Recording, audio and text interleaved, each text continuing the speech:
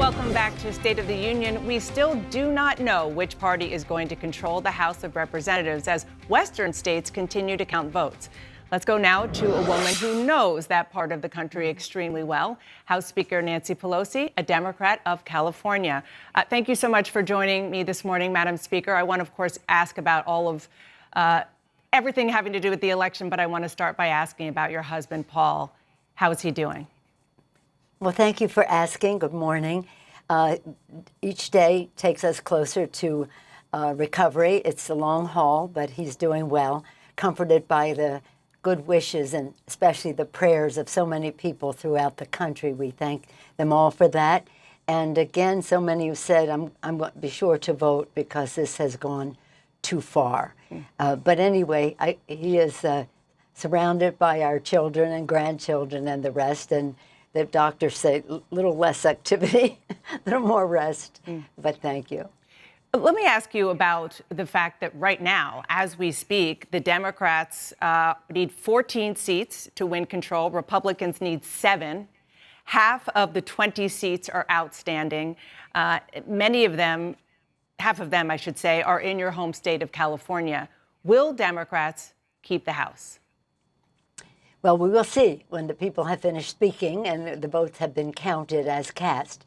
I'm very proud of our Democratic candidates, both the incumbents seeking re-election and our red to blue, our challengers. They never took any guidance from those who would say this is over, Democrats can't win because history says, or that's conventional wisdom, what's conventional, and it certainly wasn't wisdom. Yeah. And they knew their purpose. They knew why they were running, to protect our democracy, save our planet, protect our values and the rest. And they did not heed any guidance of you should change your message. They knew their districts, they related to their constituents, and they had produced a great result. Who would have thought 2 months ago that this red wave would turn into a little tiny trickle, if that at all? But we never believed that. We believed. I think believing is one of the most important pieces of it. Believe. They believed in themselves. They believed in our country. They believed in our plan, their plan to win. Madam Speaker, so we'll see. You said that they knew their districts. You know all the districts, especially when it comes to the votes still out in California. Where are you right now? How confident are you about potentially keeping control of the House? Well, our purpose, my purpose in all of this is to, first and foremost, protect our incumbents. And that is what we have done in California. And where we have seen opportunity to grow our majority, that has been our priority, both in California and elsewhere.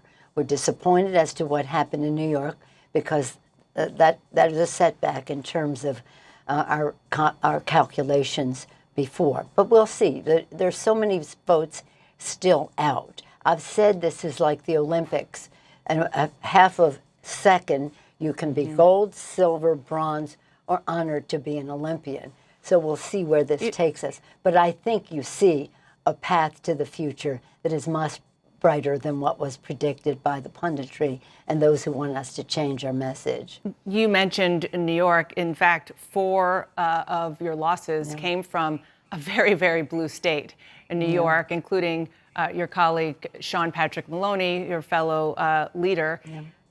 It might make the difference between winning and losing control. That's right.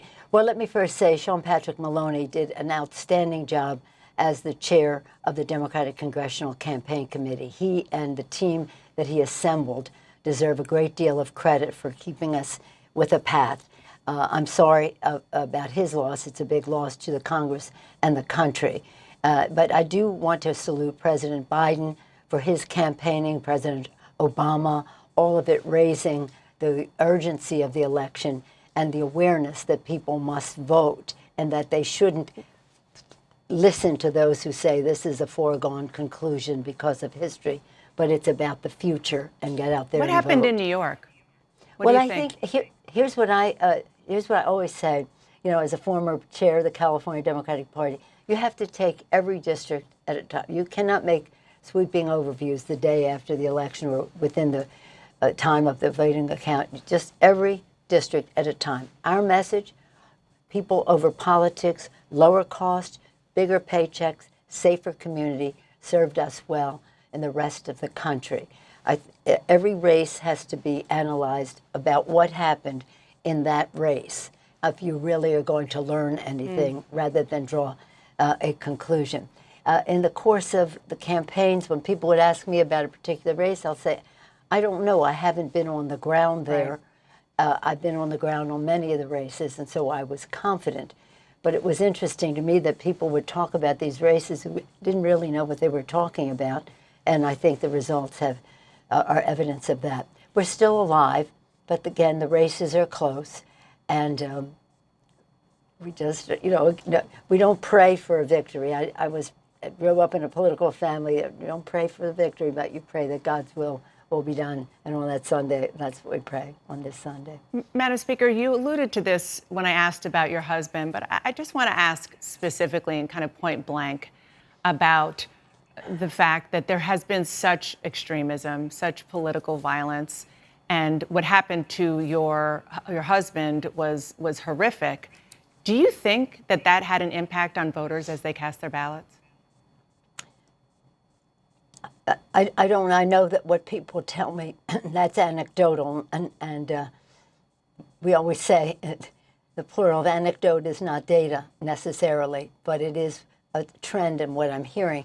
But it wasn't just the attack; it was the Republican reaction to it, which was disgraceful, and that I think really the attack is horrible.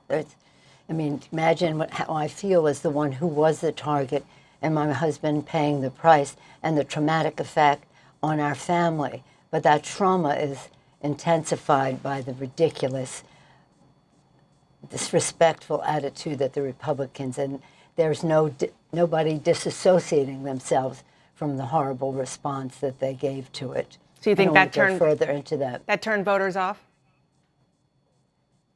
They tell me so.